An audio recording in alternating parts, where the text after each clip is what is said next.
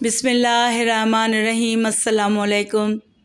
جنگ جمل کا آخری دن ہے، تلواروں اور تیروں کا زور ہے کہ ٹوٹنے کا نام ہی نہیں لے رہا۔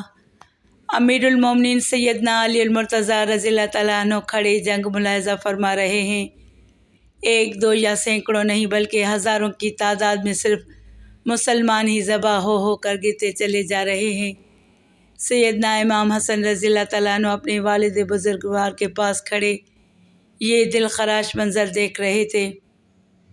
حضرت علی کرم اللہ تعالیٰ وجہ الکریم نے اپنے لخت جگر کو فرمایا، انا اللہ، اے حسن، یہ سب دیکھنے کے بعد کس بھلائی کی امید کی جا سکتی ہے؟ اس کے ساتھ ہی آپ نے سیدنا امام حسن رضی اللہ تعالیٰ عنہ کو اپنے سینے سے لگا لیا۔ دونوں باپ بیٹے پر اس وقت کیا کیفیت طاری تھی یہ اللہ رب العالمین ہی بہتر جانتا ہے۔ اس کے بعد امیر المومنین نے حضرت طلحہ و زبیر رضی اللہ تعالیٰ عنہ کو اپنے پاس گفتگو کے لیے بلا لیا۔ کچھ ہی دیر میں دونوں حضرات آپ کے سامنے کھڑے تھے۔ آپ نے دونوں سے فرمایا، میں دیکھتا ہوں کہ تم لوگوں نے سواروں، پیادوں اور فوجوں کو جمع کر لیا ہے، لیکن کیا تم لوگوں نے قیامت کے دن کے لیے بھی کوئی عذر تیار کر رکھا ہے؟ یعنی قیامت کے روز اس قتل عام کا حساب کیسے دیں گے؟ پھر فرمایا، اللہ سے ڈرو اور اس عورت کی طرح نہ ہو جاؤ جس نے اپنے سوت کو مضبوط کاٹنے کے بعد خود ہی اسے توڑ ڈالا۔ تم دونوں میرے خون کو حرام قرار دیتے ہو اور میں بھی تم دونوں کا خون حرام قرار دیتا ہوں۔ کیا میں تم دونوں کے خون کے بارے میں حاکم نہیں؟ یا کوئی رسول اللہ صلی اللہ علیہ وآلہ وسلم کا فرمان ہے تم لوگوں کے پاس جس نے میرا خون تمہارے لیے حلال کر دیا ہے؟ حضرت طلحہ نے عرض کیا، آپ نے امیر المومنین حضرت عثمان رضی اللہ تعالیٰ عنہ کی دشمنی پر لوگوں کو جمع کیا ہے؟ معاذ اللہ۔ فرمایا، جس نے بھی ایسا کیا ہے وہ ضرور بضرور اللہ رب العالمین کی گرفت میں آئے گا، اور بے شک قاتلین عثمان پر اللہ تعالیٰ کی لعنت ہو۔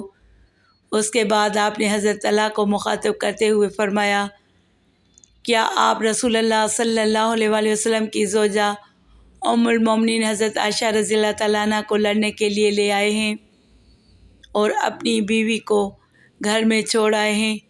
کیا آپ نے میری بیعت نہیں کی؟ حضرت طلحہ نے عرض کیا، میں نے آپ کی بیعت کی ہے، لیکن اس حالت میں کہ تلوار میری گردن پر لٹک رہی تھی، اور یہ زبردستی کی بیعت تھی۔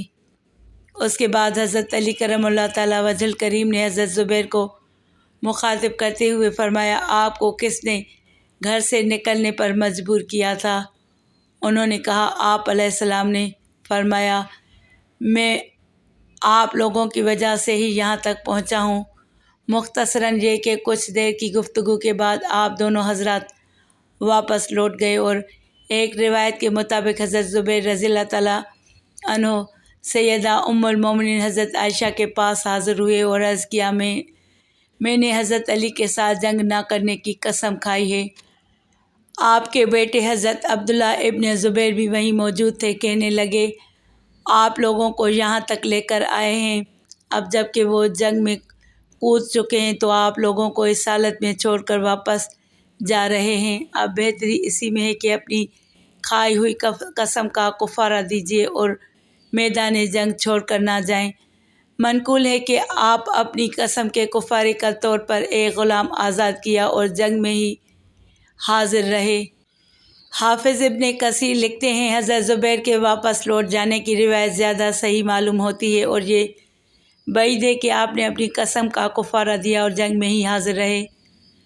دوسری جانب ام المومنین حضرت عائشہ رضی اللہ تعالیٰ عنہ ہودج میں بیٹھے باہر تشریف لے آئیں۔ باہر آ کر آپ نے حضرت عثمان کے قاتلین کے لیے بد دعا فرمائی، اور آپ کے ساتھ آپ کے ہودج کو گھیرے ہوئے جانثارانہ بھی پرکیف انداز میں دعا میں شرکت کی۔ اسی جذباتی کیفیت میں لوگوں کی چیخوں کی آوازیں بلند ہونے لگیں۔ جنگ میں اس قدر شدت کے باوجود حضرت علی رضی اللہ تعالیٰ عنہ نے ان کی چیخیں سنی اور دریافت فرمایا، یہ کیا ہو رہا ہے؟ بتایا گیا، ام المومنین حضرت عثمان کے قاتلین کے لیے بد دعا فرما رہی ہیں۔ حضرت علی نے فرمایا یا اللہ قاتلین عثمان پر لعنت فرما۔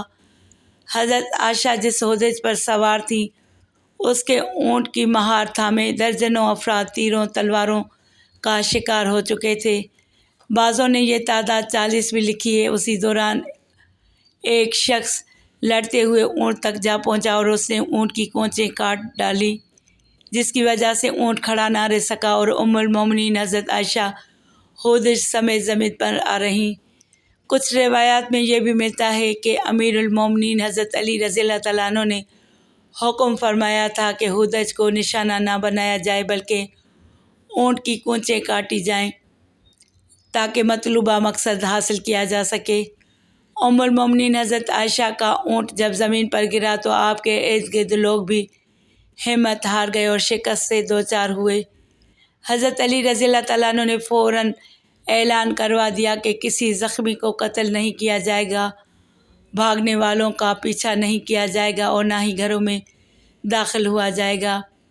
پھر آپ کے حکم سے حضرت عائشہ کے ہودج کو اٹھایا گیا اور آپ ام المومنین کے پاس تشریف لائے اور سلام عرض کرنے کے بعد خیریت دریافت فرمائی۔ اے اماں آپ کیسی ہیں؟